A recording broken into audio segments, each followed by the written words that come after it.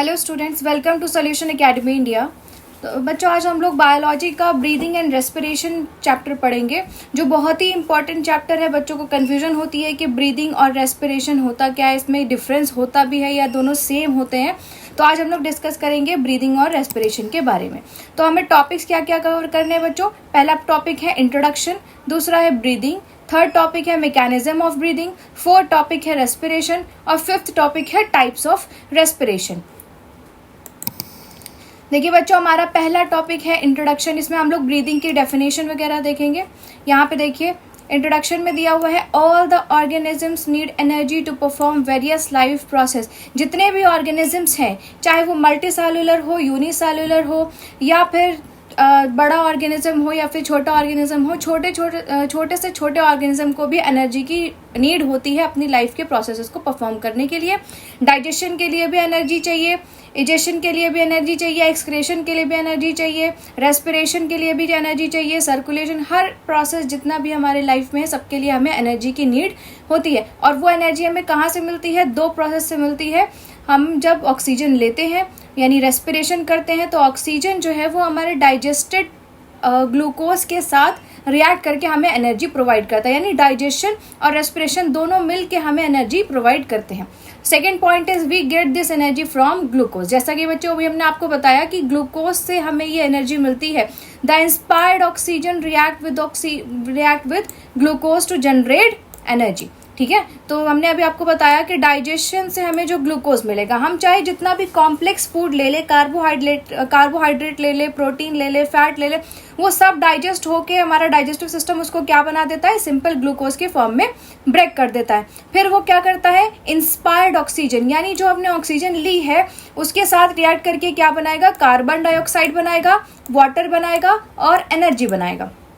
तो ये जो कार्बन डाइऑक्साइड है वो हम बाहर एक्सपेल कर देते हैं, वाटर जो है वो हमारे अंदर रहता है, या फिर हम जब एक्सपिरेशन करते हैं यानी सांस बाहर छोड़ते हैं तो वेपर्स के फॉर्म में भी निकलता है, और एनर्जी हमारी एटीपी के फॉर्म में हमें मिलती है। नेक्स्ट पॉइंट देखिए, हमारा नेक्स्ट टॉपिक है ब्रीदिंग। तो ब्रीदिंग की हम लोग अभी डेफिनेशन पढ़ेंगे और ब्रीदिंग की मैकेनिज्म कैसे होती है ये भी अभी हम लोग डिस्कस करेंगे। फर्स्ट पॉइंट है the process in which air moves in and out of the lung is known as breathing. तो बच्चों बस एक सिंपल शब्दों में याद रखना है कि सिर्फ सांस लेना और सांस छोड़ना ही ब्रीदिंग है। उसके अलावा ब्रीदिंग में कोई भी प्रोसेस नहीं होता, किसी भी तरीके की केमिकल रिएक्शन नहीं होती, यानी कि ब्रीदिंग एक फिजिकल रिएक्शन है। ठीक है, next point is this is carried out through various respiratory organs. हमारे अंदर रेस्पिरेटरी ऑर्गन होता है, लंग्स होता है। ठीक है, फ्रॉग के अंदर क्या होता है? रेस्पिरेटरी ऑर्गन, लंग्स भी होता है और स्किन भी होती है और गिल्स भी होते हैं।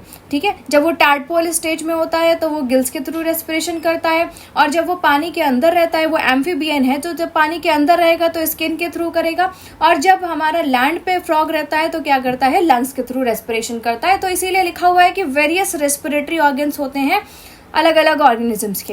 It involves 2 steps. ब्रीदिंग में बस 2 ही चीजें आती हैं, सांस लेना यानी इनहेलेशन और एक्सहेलेशन, सांस बाहर छोड़ना। अब इसके अंदर के भी मैकेनिज्म है कि सांस लेने में क्या क्या चीजें चेंजेस आती हैं हमारे अंदर, और सांस छोड़ने में क्या क्या चेंजेस आती हैं, अभी हम लोग आगे डिस्कस करेंगे। थर्ड टॉपिक है हमारा मैकेनिज्म ऑफ ब्रीदिंग। अब ब्रीदिंग में हम लोग देखेंगे इनहेलेशन और इंस्पिरेशन, यानी सांस जब हम ले रहे हैं और जब हम सांस अंदर खींच रहे हैं तब क्या क्या मैकेनिज्म हो रही है। पहला है इनटेक ऑफ एटमॉस्फेरिक एयर। हम क्या करते हैं? एटमॉस्फेरिक एयर यानी कि ऑक्सीजन को हम अंदर लेते हैं। जब हम सांस अंदर खींचते हैं तो सिर्फ ऑक्सीजन ही नहीं, एयर के सारे कंटेंट हमारे अंदर जाते हैं, लेकिन रिएक्शन कौन करता है ग्लूकोज के साथ? केवल ऑक्सीजन करता है। Second point, it is an active process. ये कैसा प्रोसेस है? एक्टिव प्रोसेस है, यानी इसमें एनर्जी की जरूरत होती है। जो भी एक्टिव प्रोसेस होते हैं वो क्या करते हैं? उनको एनर्जी की जरूरत होती है परफॉर्म करने के लिए। Next point is when the volume of thoracic cavity increases and the air pressure decreases, inspiration takes place.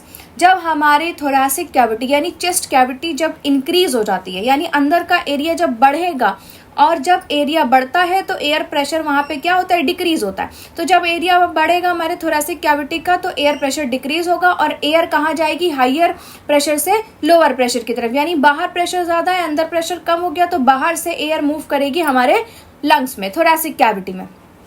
Next point is ribs gets elevated and outwards. Ribs क्या होती है, जब हम सांस अंदर खींचते हैं तो रिप्स हमारी ऊपर उठ जाती है और बाहर की तरफ आ जाती है, एलिवेटेड हो जाती है। Next point is contraction of external intercostal muscles. बच्चों हमारे पास दो तरीके की इंटरकोस्टल मसल्स होती हैं, एक्सटर्नल इंटरकोस्टल मसल और इंटरनल इंटरकोस्टल मसल।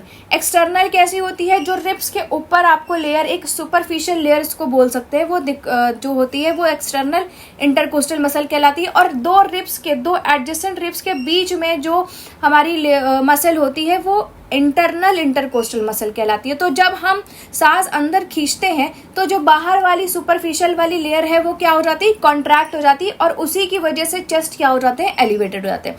ठीक है, तो जब कॉन्ट्रैक्शन में यानी चेस्ट को एलिवेट करने में एक्सटर्नल इंटरकोस्टल मसल काम करती है। ये बहुत ही इंपॉर्टेंट क्वेश्चन है, आपके बोर्ड्स में भी पूछा जाता है और कॉम्पिटिटिव लेवल पे भी पूछा जाता है। Next point is contraction of diaphragm lungs expand. अब क्या होगा, डायफ्राम कॉन्ट्रैक्ट हो जाएगा। डायफ्राम हमारा जो होता है एक मसल की शीट होती है जिसने क्या कर रखा है, थोरैसिक कैविटी को और एब्डोमिनल कैविटी को सेपरेट करके रखा हुआ है। तो ये शीट डोम शेप्ड की होती है। जब हम सांस अंदर खींचते हैं, इनहेलेशन करते हैं, तो ये फ्लैट हो जाती है। ठीक है, तो डायफ्राम कॉन्ट्रैक्ट होकर फ्लैट हो जाएगी और लंग्स क्या हो जाएंगे, लंग्स को और एरिया मिल जाएगा एक्सपैंड होने के लिए। ये जो भी प्रोसेस हो रहे हैं, यानी थोरैसिक कैविटी का बढ़ना, इंटरनल एक्सटर्नल इंटरकोस्टल मसल्स का काम करना और डायफ्राम का कॉन्ट्रैक्ट होना, ये सब किस लिए हो रहे हैं, ताकि हमारे लंग्स को ज्यादा एक्सपैंड होने के लिए जगह मिल सके। Next point is with the expansion of lungs the air pressure inside the lungs decreases. जैसे ही लंग्स एक्सपैंड होगा, एयर प्रेशर हमारे अंदर का डिक्रीज हो जाएगा। बाहर एयर प्रेशर ज्यादा है तो एयर जो है कहाँ मूव करेगी, हाइयर प्रेशर से लोअर प्रेशर की तरफ मूव करेगी, हम इनहेल कर लेंगे एयर को। ठीक है, मैकेनिज्म समझ में आए बच्चों। अब देखिए हमारा नेक्स्ट टॉपिक है मैकेनिज्म ऑफ ब्रीदिंग का एक्सहेलेशन। एक्सहेलेशन या फिर एक्सपिरेशन, ठीक है, दोनों में से कोई भी नाम बोल सकते हैं। First point is exhaling carbon dioxide. हम क्या करते हैं, जो हमने ग्लूकोज और ऑक्सीजन का इस्तेमाल करके कार्बन डाइऑक्साइड बनाई है, अब हम उसको बाहर छोड़ देंगे। ठीक है, next point is it is a passive process. इसमें किसी भी तरीके की एनर्जी नहीं लगती है, यानी सांस बाहर छोड़ने में कोई एनर्जी नहीं लगती है, ये एक पैसिव प्रोसेस होता है। Next point is it happens when the volume of thoracic cavity decreases and air pressure inside increases. सब कुछ उल्टा है। इंस्पिरेशन यानी इंस्पिरेशन का उल्टा एक्सपिरेशन, यानी इनहेलेशन का उल्टा एक्सहेलेशन। तो वहां पे क्या हो रहा था, इनहेलेशन में थोरैसिक कैविटी इंक्रीज हो रही थी, जो चेस्ट कैविटी है वो क्या होती है, बढ़ती है, अंदर एयर प्रेशर डिक्रीज हो जाता है। तो जब हम एक्सहेलेशन करेंगे तो क्या होगा, थोरैसिक कैविटी डिक्रीज हो जाएगी, यानी सब अपने नॉर्मल शेप में वापस आ जाएगा और एयर प्रेशर अंदर का बढ़ जाएगा, जिससे एयर क्या हो जाएगी, बाहर आ जाएगी, यानी कार्बन डाइऑक्साइड बाहर एक्सपेल हो जाएगी। Next point is the external intercostal muscle relax and the internal intercostal muscle contract. अब यहाँ पे कौन काम करेगा, इंटरनल इंटरकोस्टल मसल काम करेगी। एक्सहेलेशन, इंस्पिरेशन में क्या हो रहा था, जो एक्सटर्नल इंटरकोस्टल मसल थी वो क्या कर रही थी, कॉन्ट्रैक्ट हो रही थी, जिसकी वजह से चेस्ट एलिवेट हो रहा था। अब ये जो एक्सटर्नल इंटरकोस्टल मसल है ये रिलैक्स हो जाएगी और इंटरनल इंटरकोस्टल मसल अंदर वाली कॉन्ट्रैक्ट हो जाएगी, जिसकी वजह से चेस्ट अपने ओरिजिनल शेप में वापस आ जाएगा। Next point is the ribs are pulled inwards. वही बात है कि जब हमारी इंटरनल इंटरकोस्टल मसल कॉन्ट्रैक्ट होंगी, रिब्स वापस अपनी शेप में आ जाएंगे, अंदर की तरफ आ जाएंगे। Next point, the size of thoracic cavity is reduce. ये अभी हमने आपको बता दिया है कि थोरैसिक कैविटी क्या होगी, डिक्रीज हो जाएगी। Diaphragm relaxes. डायफ्राम जो हमारा डोम शेप से फ्लैट हो गया था वो क्या हो जाएगा, अब रिलैक्स हो जाएगा, यानी अपने ओरिजिनल डोम शेप में वापस आ जाएंगे। और लंग्स क्या हो जाएंगे, कंप्रेस्ड हो जाएंगे। लंग्स जो एक्सपैंड हुए थे वो फिर से डायफ्राम की वजह से कंप्रेस्ड हो जाएंगे। Next point is the air pressure increases and air is forced out. अब हमारे अंदर का एयर प्रेशर इंक्रीज हो जाएगा और एयर कहाँ निकलेगी, हाइयर प्रेशर से लोअर प्रेशर की तरफ। ठीक है, अब देखिए हमारा टॉपिक नंबर 3 है। Topic number 3 mechanism of breathing का। देखिए एक्सहेलेशन और एक्सपिरेशन अभी हम लोगों ने जो पढ़ा है उसमें देखिए यहाँ पे डायग्राम में दिया हुआ है, ब्रीद इन और ब्रीद आउट, यानी इनहेलेशन और एक्सहेलेशन। इनहेलेशन में क्या होगा, चेस्ट एक्सपैंड हो जाएंगे, अभी हमने बताया, रिब्स एलिवेटेड हो जाएंगी, डायफ्राम फ्लैट हो जाएगा, ठीक है, या डायफ्राम कॉन्ट्रैक्ट हो जाएगा, ये भी बोल सकते हैं। और ब्रीद आउट में यानी एक्सहेलेशन में क्या होगा, चेस्ट जो है कॉन्ट्रैक्ट हो जाएगा, ठीक है, और लंग्स जो है फिर से अपने शेप में वापस आ जाएंगे, कंप्रेस्ड हो जाएंगे और डायफ्राम रिलैक्स हो जाएगा। ये सब कुछ हमने आपको पीछे एक्सप्लेन कर दिया है। अब हमारा टॉपिक नंबर 4 है रेस्पिरेशन। अभी हम लोगों ने ब्रीदिंग के बारे में देखा कि ब्रीदिंग जो है वो क्या है, एक फिजिकल प्रोसेस है। ब्रीदिंग में किसी भी तरीके की केमिकल रिएक्शन या केमिकल चेंज नहीं होता, लेकिन रेस्पिरेशन उसका बिल्कुल अपोजिट प्रोसेस है। Breathing is a part of respiration, ये आपको याद रखना है। रेस्पिरेशन जो है, रेस्पिरेशन का पार्ट है एक ब्रीदिंग, ठीक है। तो लिखा हुआ है रेस्पिरेशन इन्वॉल्व्स 2 स्टेप। रेस्पिरेशन में 2 स्टेप्स आते हैं, देखिए बच्चों, ब्रीदिंग और सेलुलर रेस्पिरेशन। अभी जैसा कि हमने बताया breathing is a part of respiration, तो ब्रीदिंग और सेलुलर रेस्पिरेशन 2 पार्ट हैं रेस्पिरेशन के। ब्रीदिंग अभी हमने आपको एक्सप्लेन कर दिया। रेस्पिरेशन देखिए, respiration is carried out through respiratory organs and respiratory tract. हमारे पास रेस्पिरेटरी ऑर्गन लंग्स है और रेस्पिरेटरी ट्रैक हमारे जो है नोज है, लैरिक्स है, फेरिक्स है, ठीक है। ट्रैक क्या है, फिर लंग्स आ जाते हैं, ब्रोंकाई, ब्रोंकिलिस, फिर लंग्स आ जाएंगे। It involves exchange of gases which occurs in both plants and animals, ठीक है। रेस्पिरेशन में ही एक्सचेंज ऑफ गैसेस होता है, यानी ऑक्सीजन लेना और कार्बन डाइऑक्साइड छोड़ना, यही रेस्पिरेशन में होता है। और ये प्लांट्स में भी कॉमन है, एनिमल्स में भी कॉमन है, यानी प्लांट्स में भी रेस्पिरेशन होता है, जैसा हमारे अंदर होता है वैसी तरीके से प्लांट्स में भी होता है। अब देखिए टाइप्स ऑफ रेस्पिरेशन है। टाइप्स ऑफ रेस्पिरेशन में हमारे 2 तरीके के रेस्पिरेशन आएंगे, एरोबिक और एनारोबिक रेस्पिरेशन। एरोबिक रेस्पिरेशन क्या होता है, प्रेजेंस ऑफ ऑक्सीजन में, occurs in the presence of oxygen. Oxygen की प्रेजेंस में रिएक्शन होगी, रिलीजेस मोर एनर्जी, ये ज्यादा एनर्जी प्रोवाइड करता है, अकर्स स्लोली, और ये स्लो रिएक्शन होती है क्योंकि हमारे अंदर ग्लूकोज पहले डाइजेस्ट होगा, जो भी हमने फूड खाया है वो डाइजेस्ट होकर ग्लूकोज बनेगा, फिर वो ऑक्सीजन के साथ रिएक्ट करेगा। तो ये थोड़ा सा लंबा प्रोसेस हो जाता है, जैसा कि अभी हमने पीछे आपको ये रिएक्शन बताई थी, glucose plus oxygen gives out carbon dioxide plus water plus energy. लेकिन इससे जो एनर्जी मिलती है वो देखिए कितने मॉलिक्यूल है, 38 एटीपी मिलती है। एटीपी का फुल फॉर्म होता है एडिनोसाइन ट्राइफॉस्फेट, ठीक है। ये हमारा ग्लूकोज का फॉर्मूला है C6H12O6, ऑक्सीजन के साथ रिएक्ट करके कार्बन डाइऑक्साइड, वाटर और एटीपी हमें प्रोवाइड कर रहा है। और खास बात ये याद रखनी है कि ये जो सेलुलर प्रोसेस है, यानी ये जो रिएक्शन होती है, ये माइटोकॉन्ड्रिया के अंदर होती है, ठीक है बच्चों। अब हमारा देखिए एनारोबिक रेस्पिरेशन है।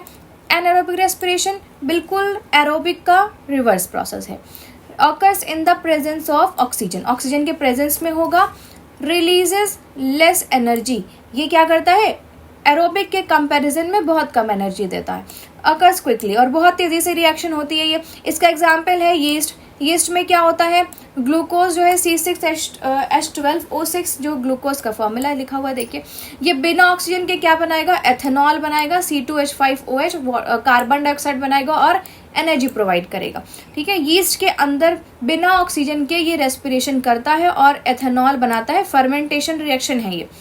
नेक्स्ट देखिए इन ह्यूमन मसल सेल्स, हमारे अंदर भी एनारोबिक रेस्पिरेशन होता है, लेकिन मसल्स में हमारी, ठीक है। हमारी मसल्स जो है इमरजेंसी में, जो सडन इमरजेंसी केसेस होते हैं, जैसे हमें बहुत तेज दौड़ना है, रनिंग करनी है, जॉगिंग करनी है, या फिर कहीं इमरजेंसी आ गई, आग लग गई, उस वक्त हम दौड़ रहे, तो हमारी जो मसल्स होती हैं हाथों की, पैरों की, ये क्या करती है, एनारोबिक रेस्पिरेशन करती है, यानी बिना ऑक्सीजन के ग्लूकोज का इस्तेमाल करके क्या बनाती है, लैक्टिक एसिड बनाती है, और सिर्फ 2 मॉलिक्यूल देती है एटीपी के, यानी एरोबिक के कंपैरिजन में तो ये तो बहुत कम हो गया, 38 एटीपी मिल रही थी, यहाँ कितनी मिल रही है, 2 एटीपी मिल रही है।